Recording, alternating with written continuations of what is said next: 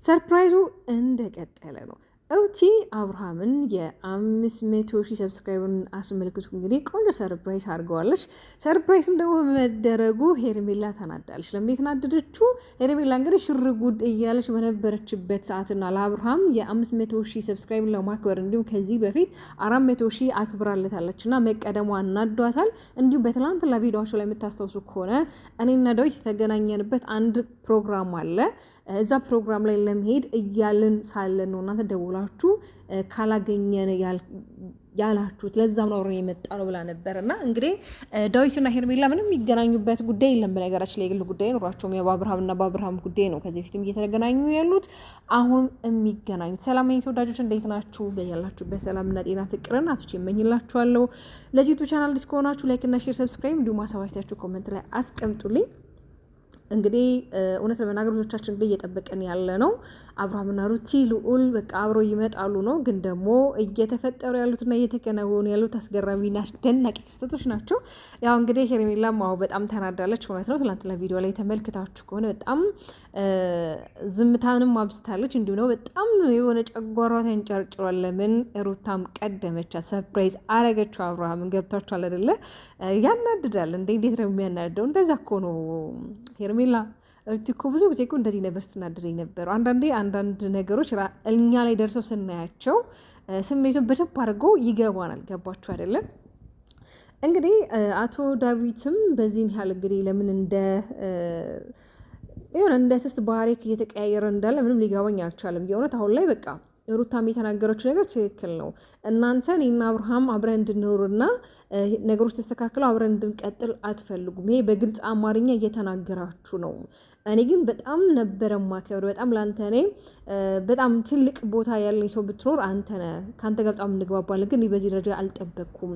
ያው ትናንትናም እንደሰማችሁት እንግዲህ እሷ በተለይ ሩቴ የቀጠረችው እሱ እንዲመጣ ነበር። እሱ ደግሞ እሷን አንከርፎ ይዞ መጥቷል።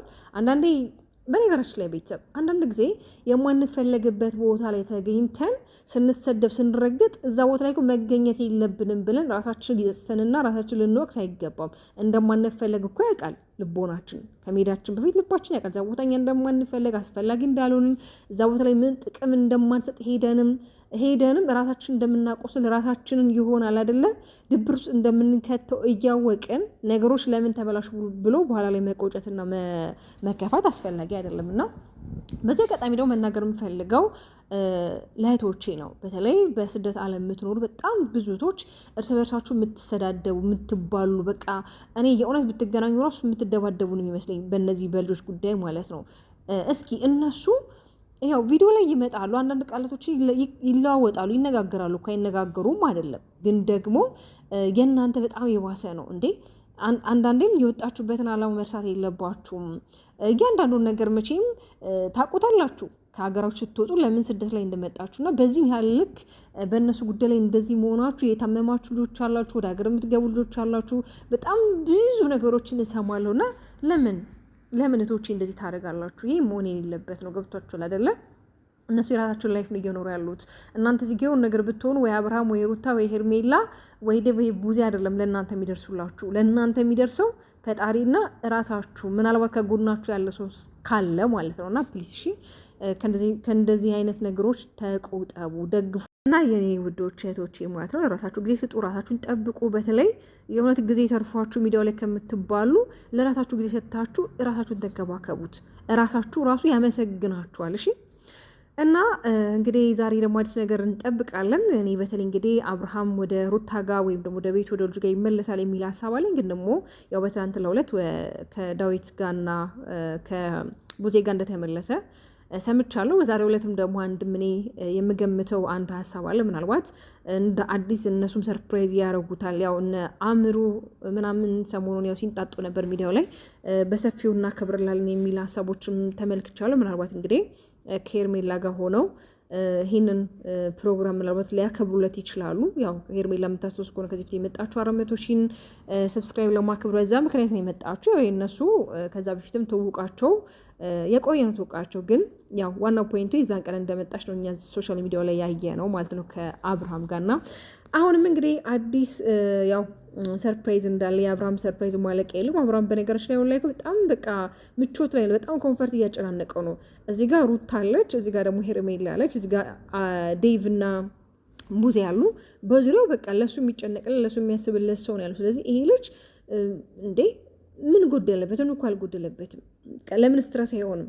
አንዳንድ ጊዜ እኮ ምቾት ሲበዛ ወደ ስትረስነት ይቀየራል። ለምን በቃ ይሄ እንግልት ይሆንባቸዋል። ገብታችኋል አይደለ? እና የኔ ምርጦች የእውነት ነው የምላችሁ፣ እኔ እንጃ እኔ ሩታን በአጠቃላይ አለማድነቅና ሩታን አለመደገፍ አይቻልም። እያንዳንዱ ነገር መወጣት ባለባት ማስተናገድ ባለባት ሁኔታዎች ታስተናግዳለች እና ከዚህ በኋላ የሚፈጠረውም ነገር የሚያቀታትና የሚከብዳት አይደለም። በነገራችን ላይ ደግሞ ብዙ ጊዜ እኛም እህቶቹ ሀሳቦቻችን ሼር እንደምናደርገው ይህ ላይፍ የማይሆናትና ወይም ደግሞ የማይሆን ከሆነ ማስቆም ወይም ደግሞ መቆም ያለበት ይመስለኛል። ብዙዎቻችሁ እንግዲህ የራሳችሁን ሀሳብ ምልከታ ትሰጣላችሁ። በተለይ እንግዲህ የአብርሃምና የሩታ ሪል ላይፋቸው እንደዚህ አይደለም። ከካሜራ ጀርባ እኮ አንድ ላይ ናቸው። እንዲሁም ነው ከካሜራ ጀርባ እኮ ሩታና አብርሃም ለድራማ ነው እንጂ አብርሃም ያለው ከሄርሜላ ጋር የተለያየ ሀሳብ ነው የምትሰጡት። እና በነገራችን ላይ ያው አንዳንዴ ግምትም እንዳለ ሆኖ ግን ደግሞ አንዳንዴ ያላየነውን ነገር ዝም ብለን በግምት ብቻ መናገር ያለብን አይመስለኝም። የሚዲያ ስለሆነ ለምን ሚዲያ ላይ የምንለቃቸው ነገሮች የሆነ ብንጠነቀቅና የሆነ አስተውለን ቢሆን መልካም ነው። ያው እኛም እዚህ ጋር እንግዲህ ሀሳብ አስተያየት የምንሰጠው እነሱ በሚለቁልን ቪዲዮዎች ነው ሪያክት የምናደርገው። ምናልባት የራሳችንን ሀሳብ ልንሰጥ እንችላለን። በይበልጥ ደግሞ እናንተ ውድ ተመልካቾች ደግሞ እናንተ የምታዩበት ሀሳቡን አንግል በጣም እኔ እንጃ እኔ አንዳንዶቻችሁ የምታዩበት አንግል አስተሳሰባችሁ የእውነት በጣም ስማርት የሆናችሁ ናችሁ እና ብዙዎቻችሁ የራሳችሁ ግምት ትሰጣላችሁ። ግን ወይ ግምታችሁ ይሆናል ወይም ደግሞ ያልተገመተው ነገር ይፈጠራል እና ለማንኛውም የኔ ምርጦች ሀሳባችሁ ኮሜንት ላይ አስቀምጡልኝ። እወዳችኋለሁ። ባባይ